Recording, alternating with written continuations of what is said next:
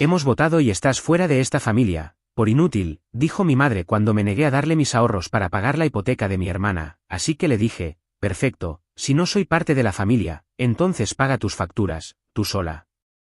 Me llamo Joaquín, tengo 34 años, y durante más de una década he sido el pilar de una casa que nunca me agradeció.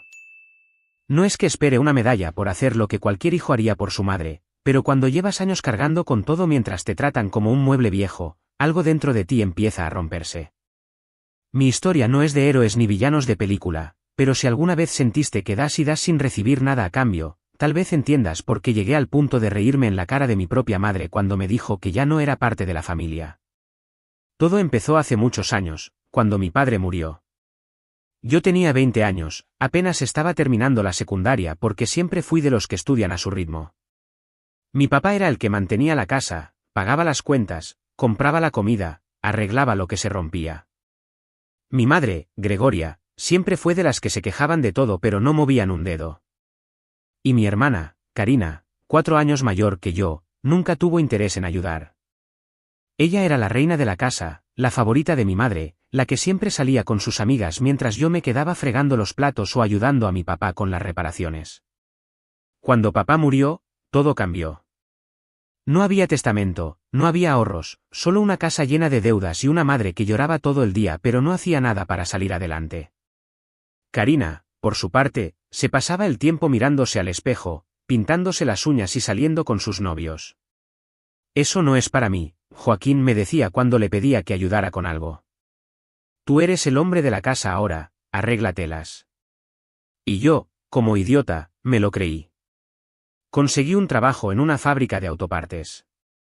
No era gran cosa, pero pagaba lo suficiente para cubrir el alquiler, la luz, el agua y la comida.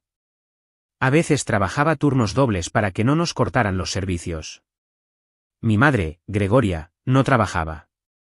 Decía que estaba demasiado deprimida por lo de papá, aunque con el tiempo me di cuenta de que simplemente no quería.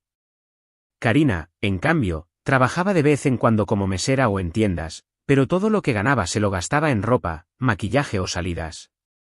Nunca aportó un peso a la casa. Y si se lo mencionaba, me miraba como si fuera un bicho raro y decía, ¿para qué? Para eso estás tú, hermanito. A pesar de todo, yo seguía. No sé si era por amor, por deber o porque no conocía otra forma de vivir. Cada mes, sacaba cuentas, pagaba las facturas y compraba lo necesario para que la casa no se viniera abajo. Gregoria siempre tenía una queja, que la comida no era suficiente, que la casa estaba vieja, que necesitaba dinero para sus medicinas, aunque nunca vi un frasco de pastillas.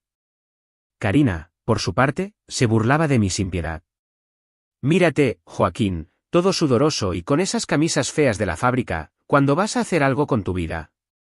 Yo apretaba los dientes y no respondía. Pero cada palabra suya se me clavaba como un cuchillo.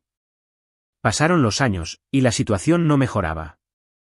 Yo ahorraba lo poco que podía, soñando con algún día tener algo propio, quizás un pequeño taller donde pudiera trabajar por mi cuenta. Pero esos ahorros eran como un castillo de arena, cada vez que juntaba algo, venía una emergencia. Una vez fue el boiler que se descompuso, otra vez el tejado que se filtraba. Siempre había algo, y siempre era yo el que pagaba. Entonces, hace 2 años, Karina decidió que ya no quería vivir con nosotros. Conoció a un tipo, Mauricio, un vendedor de autos que parecía sacado de un comercial barato. Es mi boleto a una vida mejor, me dijo un día mientras empacaba sus cosas. No como tú, que te vas a quedar aquí toda la vida fregando pisos. Se fue a vivir con él a un departamento que, según ella, era de lujo. No me pidió permiso ni me dijo gracias por todo lo que había hecho por ella y por mi madre. Solo se fue, dejándome solo con Gregoria. Al principio, pensé que sería más fácil. Sin Karina gastando agua y luz como si fueran gratis, tal vez podría ahorrar un poco más. Pero Gregoria se volvió más exigente. Ahora que estamos solos, Joaquín, tienes que cuidarme más, me decía. Eres mi hijo, es tu responsabilidad. Y yo, como siempre, seguí cargando con todo. Pagaba el alquiler, la comida, las medicinas que ella juraba necesitar. Incluso le compraba ropa de vez en cuando porque decía que una mujer de su edad no podía andar con harapos. Pero nunca era suficiente. Siempre había una queja, siempre faltaba algo. Mientras tanto, Karina vivía su vida de lujo con Mauricio. A veces subía fotos a sus redes sociales, posando en restaurantes caros o en el balcón de su departamento, con vistas a la ciudad. Yo no sentía envidia, pero sí rabia. Rabia porque mientras ella se pavoneaba, yo seguía atrapado en una rutina que me estaba matando. Trabajaba 10 horas al día, llegaba a casa a limpiar, cocinar y escuchar las quejas de mi madre. Y ni una sola vez, en todos esos años, Gregoria o Karina me dieron las gracias. Hasta que un día todo cambió. Una noche, mientras cenábamos sopa de fideos, lo único que pude comprar esa semana, Gregoria recibió una llamada. Era Karina, llorando. No escuché toda la conversación, pero vi la cara de mi madre, estaba pálida, preocupada. Cuando colgó, me miró y dijo, Karina está en problemas. Necesita nuestra ayuda. Resulta que el departamento de lujo de Karina no era tan de lujo como ella decía. Ella y Mauricio lo habían comprado a crédito, y ahora estaban atrasados con los pagos de la hipoteca. Mauricio, según mi madre, no estaba ganando lo suficiente, y Karina no tenía trabajo porque no encontraba nada a su altura. El banco estaba a punto de quitarles el departamento, y Karina, desesperada, le había rogado a Gregoria que me convenciera de ayudar. Joaquín, tienes que hacer algo, me dijo mi madre esa noche, con un tono que no admitía discusión. Es tu hermana. No podemos dejar que pierda su casa. Me quedé mirándola, con la cuchara a medio camino de la boca. ¿Hacer algo, yo? ¿Y qué ha hecho Karina por nosotros alguna vez?, le pregunté. Sentí la sangre subiéndome a la cabeza. Ella se fue, mamá. Se fue y nos dejó aquí. Nunca ayudó con nada y ahora quiere que saque mi dinero para salvarla. Gregoria frunció el ceño. Eres egoísta, Joaquín. Siempre lo has sido. Karina es tu hermana, y las familias se ayudan. Egoísta, repetí, incrédulo. Yo, el que paga todo en esta casa, el que se rompe la espalda para que no nos echen a la calle. No me hagas hablar, Joaquín, gritó ella. Tú no sabes lo que es ser madre, lo que es sacrificarse por los hijos. Karina está sufriendo, y tú tienes que ayudarla. No podía creerlo. Después de todo lo que había hecho, después de años de cargar con la casa, mi madre me estaba llamando egoísta porque no quería darle mis ahorros a Karina, la misma que se había burlado de mí toda la vida. No voy a darle nada, dije, tajante. Que se arregle sola. Esa noche, Gregoria no me habló más. Se encerró en su cuarto, y yo me quedé en la sala, mirando el techo, sintiendo una mezcla de rabia y alivio. Por primera vez, había dicho que no. Pero no sabía que eso era solo el comienzo. Unos días después, Karina apareció en la casa. Llegó con los ojos rojos, el maquillaje corrido, y un vestido que parecía caro pero estaba arrugado. Joaquín, por favor, me dijo, casi de rodillas. Sé que no hemos sido los mejores contigo, pero necesito tu ayuda. Si no pagamos la hipoteca, lo vamos a perder todo. La miré, y por un momento sentí lástima. Pero entonces recordé todas las veces que se había reído de mí, que me había llamado inútil, que me había tratado como si no valiera nada.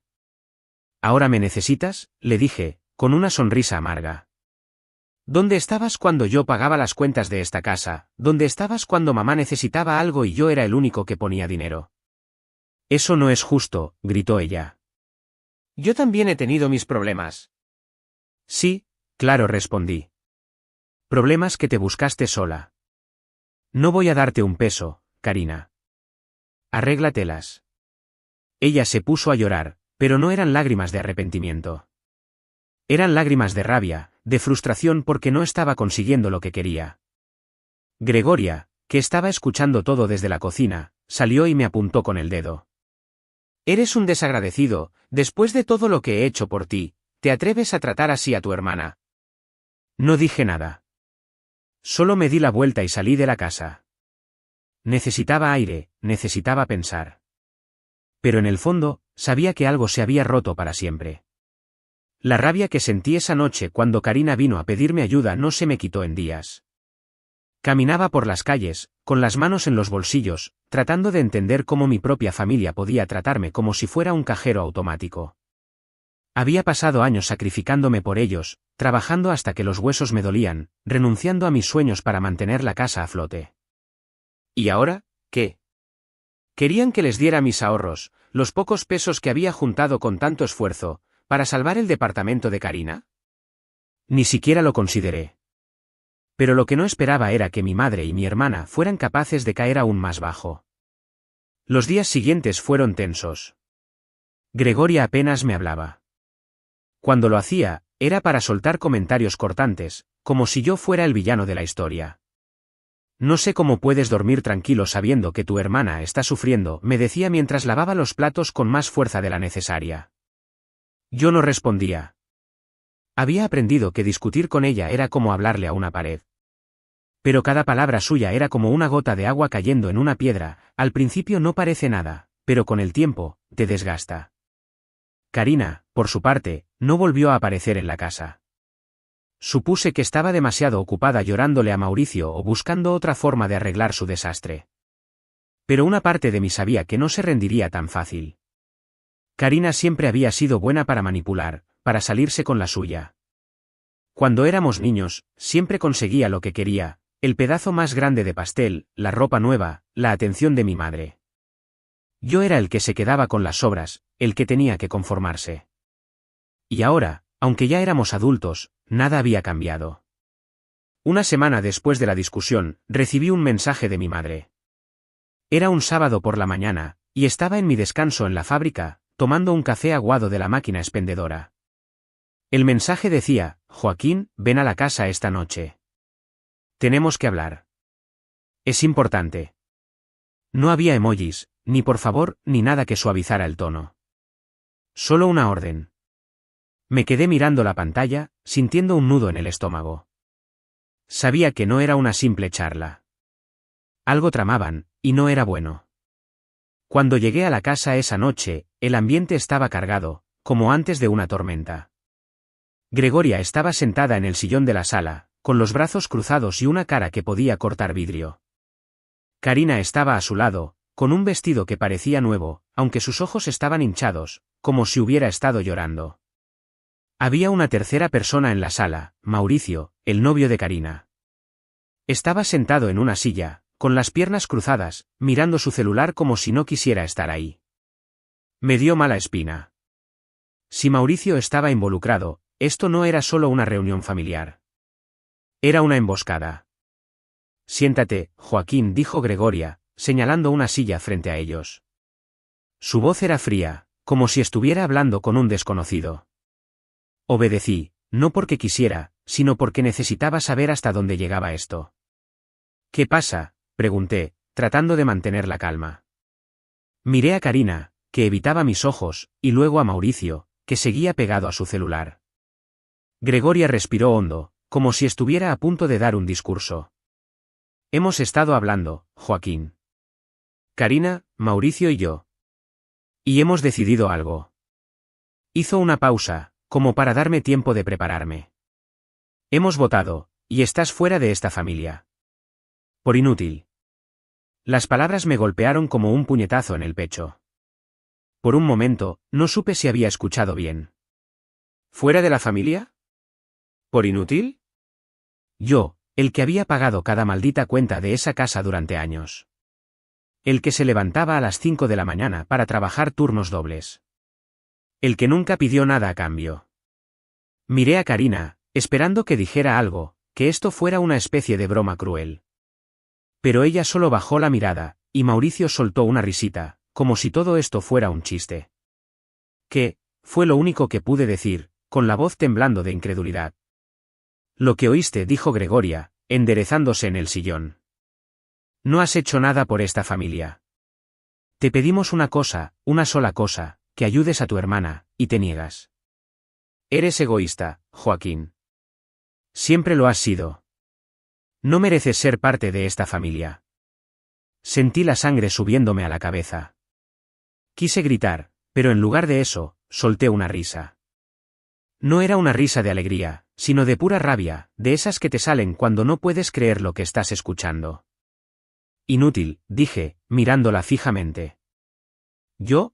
El que ha pagado el alquiler, la luz, el agua, la comida, todo, mientras tú y Karina no mueven un dedo. No me hagas hablar, Joaquín, gritó Gregoria, levantándose del sillón. Todo lo que he hecho por ti, todo lo que te he dado, te di la vida, te crié, te di un techo, y así me pagas, negándote a ayudar a tu hermana. Karina finalmente levantó la cabeza. Joaquín, por favor, dijo, con la voz temblorosa. Solo necesitamos un poco de ayuda.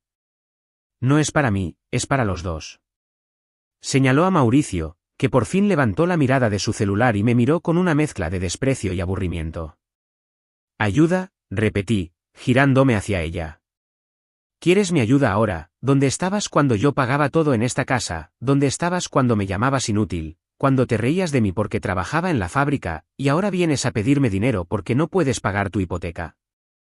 Eso no es justo, gritó Karina, poniéndose de pie. No sabes lo que he pasado.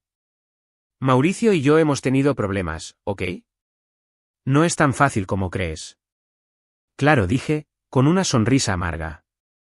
No es fácil. Pero cuando yo estaba aquí, rompiéndome la espalda, tú estabas subiendo fotos a tus redes, presumiendo tu vida perfecta y ahora ¿qué? ¿Quieres que saque mis ahorros, los que he juntado peso a peso, para salvarte? No, Karina. No voy a hacerlo. Mauricio finalmente habló, con una voz que destilaba arrogancia. Mira, amigo, no sé cuál es tu problema, pero esto no es solo sobre Karina. Es sobre mí también. Ese departamento es nuestro futuro. Si no nos ayudas, lo vamos a perder todo. Lo miré, y por un momento quise levantarme y borrarle esa sonrisa de la cara. Pero me contuve. No soy tu amigo, le dije. Y no me importa tu futuro. Arréglatelas. La discusión se puso más fea. Gregoria empezó a gritarme, diciendo que era un desagradecido, que nunca había valorado lo que ella había hecho por mí. Karina se puso a llorar, pero era el llanto de alguien que está actuando, no de alguien que realmente siente remordimiento. Mauricio solo se quedó ahí, negando con la cabeza como si yo fuera un caso perdido. Y entonces, en medio de todo eso, dije las palabras que cambiarían todo. Perfecto, dije, levantándome de la silla. Si no soy parte de esta familia, entonces paga tus facturas tú sola. Miré a Gregoria directo a los ojos. Todo este tiempo he sido yo el que ha mantenido esta casa. El alquiler, la luz, todo. Si me echas, me voy. Pero no esperes que siga pagando nada. Gregoria se quedó en silencio por un segundo, como si no esperara esa respuesta. Luego explotó. No puedes hacerme esto, soy tu madre, te di todo en la vida, sin mí, no serías nada. Sin ti, repetí, sintiendo que algo dentro de mí se rompía. Sin mí, estarías en la calle. Pero ya no soy tu hijo, ¿verdad? Me acabas de echar. Así que, de ahora en adelante, arréglatela sola. Me di la vuelta y caminé hacia la puerta. Gregoria gritó detrás de mí, diciendo que no podía irme, que era un desagradecido, que me iba a arrepentir. Karina se unió, gritándome que era un egoísta, que por mi culpa iba a perder su departamento. Incluso Mauricio soltó un «eres patético, hombre». Pero no me detuve. Abrí la puerta, salí al aire fresco de la noche y cerré de un portazo. Caminé sin rumbo por un rato, con el corazón latiendo a 1000. No sabía si estaba más enojado o aliviado. Había algo liberador en decirles todo eso, en finalmente poner un límite. Pero también sentía un peso en el pecho, como si hubiera perdido algo que nunca volvería.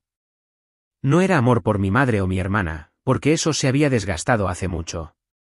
Era más bien la idea de lo que una familia debería ser, una idea que nunca tuve. Esa noche dormí en un hotel barato cerca de la fábrica. No era gran cosa, pero era la primera vez en años que dormía sin escuchar las quejas de Gregoria o preocupándome por las cuentas. Al día siguiente, busqué un cuarto para rentar. Encontré uno pequeño, en un edificio viejo pero limpio, a unas cuadras de mi trabajo. No tenía lujos, pero era mío. Por primera vez en mi vida, iba a vivir para mí. Mudarme fue más fácil de lo que pensé. No tenía muchas cosas, algo de ropa, un par de libros, mi caja de herramientas. Todo lo que había en la casa de mi madre, los muebles, los platos, el televisor, lo había comprado yo, pero no me importó dejarlo atrás. Que se quedaran con todo. No quería nada que me recordara esa vida. Los primeros días en mi nuevo lugar fueron extraños. Estaba acostumbrado al ruido de la casa, a las quejas de Gregoria, a la presión constante de ser el que resolvía todo. Ahora, el silencio era casi ensordecedor. Pero también era liberador. Por primera vez, podía gastar mi dinero en lo que yo quería. Compré una cama decente, una pequeña tele, incluso me di el lujo de pedir comida a domicilio un par de veces. Empecé a ahorrar de nuevo, pero esta vez no era para cubrir las deudas de nadie más. Era para mí. Un mes después de mudarme, recibí una llamada de Gregoria. Su voz sonaba diferente, más débil, pero igual de exigente. Joaquín, Karina perdió la casa, y tuvo que volver a vivir conmigo, aparte los servicios se cortaron, dijo, no tenemos luz ni agua. Necesito que vengas y pagues las facturas, porque el casero me dio una semana para pagar el alquiler, o nos desalojará. Me reí. No pude evitarlo, Karina la inalcanzable y la chica de los lujos, volvió con nuestra madre a vivir, no lo podía creer.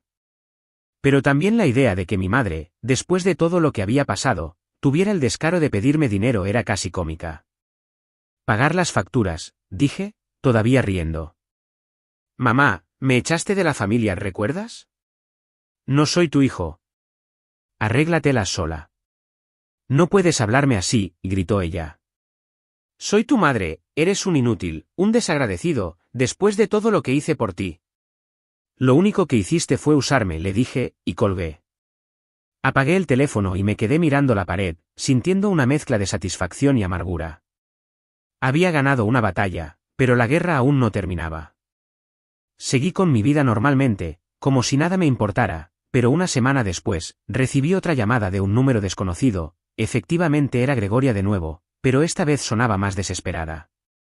Joaquín, por favor, necesito que vengas, dijo, sin siquiera saludar.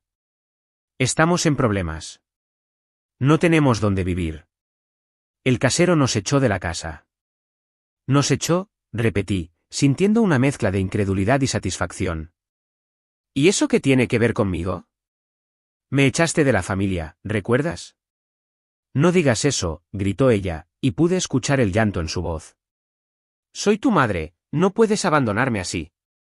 Los servicios están cortados, no tenemos nada. Karina está destrozada, Joaquín. Por favor, ayúdanos. Me quedé en silencio por un momento, dejando que sus palabras flotaran en el aire. Luego, con una calma que ni yo mismo esperaba, dije, mamá, me dijiste que era inútil. Que no era parte de esta familia. Así que, como tú misma dijiste, no soy tu hijo. Arréglatelas sola. Colgué antes de que pudiera responder. Apagué el teléfono y me quedé mirando por la ventana de mi cuarto. Afuera, la ciudad seguía su curso, los autos pasaban, la gente caminaba, la vida continuaba. Y yo, por primera vez, sentía que era parte de esa vida, no un esclavo de las demandas de mi familia. Unas semanas después, me enteré por un vecino de la vieja casa que Gregoria y Karina habían terminado en una fundación para refugiados. Era un lugar donde ayudaban a personas sin hogar, con comida y un sitio para dormir, pero no era precisamente un hotel de 5 estrellas. El vecino me dijo que Gregoria se la pasaba quejándose, diciendo que no merecía estar ahí, que era una humillación. Karina, por su parte, apenas hablaba. Había perdido su departamento, su novio, su vida de lujo. Todo lo que había presumido en sus redes sociales se había desvanecido. No voy a mentir, una parte de mí quería ir a verlas. No para ayudarlas, sino para enfrentarme a ellas, para hacerles sentir lo que yo había sentido todos esos años. Quería que vieran que, sin mí, no eran nada. Que el inútil al que habían despreciado era el único que las había mantenido a flote. Así que, un sábado por la mañana, tomé un autobús hasta la fundación. No sabía exactamente qué iba a decir, pero sabía que necesitaba cerrar este capítulo de mi vida. La fundación estaba en las afueras de la ciudad, en un edificio viejo con paredes descascaradas y un patio lleno de ropa colgada. Había gente de todas las edades, algunos con la mirada perdida, otros charlando en voz baja. Pregunté por Gregoria y Karina, y una trabajadora social me señaló una sala al fondo del pasillo. Están ahí, dijo, con un tono que dejaba claro que no eran las personas más queridas del lugar. Cuando entré, las vi. Gregoria estaba sentada en una silla de plástico, con el pelo desarreglado y una expresión de amargura que nunca le había visto. Karina estaba a su lado, con la cabeza baja, mirando el suelo. Llevaba una sudadera vieja, nada que ver con los vestidos elegantes que solía usar. Por un momento, sentí una punzada de lástima. Pero entonces recordé todo, las burlas de Karina, las exigencias de Gregoria, la forma en que me habían echado de mi propia familia. Vaya, qué sorpresa, dije, apoyándome en el marco de la puerta. Las dos levantaron la cabeza al mismo tiempo, y sus ojos se abrieron de par en par. Joaquín, dijo Gregoria, con una mezcla de sorpresa y alivio. ¿Has venido? Sabía que no nos abandonarías. Karina no dijo nada, pero sus ojos estaban llenos de lágrimas. No sabía si era arrepentimiento o simple desesperación. No me importaba. No vine a ayudarlas, dije, cruzándome de brazos. Vine a verlas. Quería saber cómo se siente estar en el fondo, después de todo lo que me hicieron. No te atrevas a hablarme así, gritó Gregoria, levantándose de la silla. Soy tu madre, te di todo en la vida. Todo, repetí, con una risa amarga. Lo único que me diste fue un montón de deudas y años de insultos. ¿Recuerdas cuando me llamaste inútil, cuando me echaste de la familia porque no quise darle mis ahorros a Karina? Bueno, aquí estoy. Y mírenlas ahora. Karina finalmente habló, con la voz temblorosa. Joaquín, por favor. No queríamos hacerte daño. Estábamos desesperadas. Lo siento, ¿ok? Solo ayúdanos, te lo suplico. Miré a Karina, y por un segundo recordé a la niña con la que crecí, la que me robaba las galletas y se reía cuando me caía de la bicicleta. Pero esa niña se había convertido en una mujer egoísta, que me había humillado una y otra vez. Lo sientes, dije, con una sonrisa fría. Qué lástima, Karina. Porque yo no. Todo este tiempo me trataste como basura, te reíste de mí, me llamaste inútil y ahora quieres mi ayuda. No. Te lo dije antes, arréglatela sola. Eres un monstruo, gritó Gregoria, con lágrimas corriendo por su cara. Después de todo lo que hice por ti, te arrepentirás de esto, Joaquín. No lo creo, respondí, encogiéndome de hombros. Me va mejor que nunca. Tengo mi propio lugar, mis amigos, mis planes, ¿y ustedes?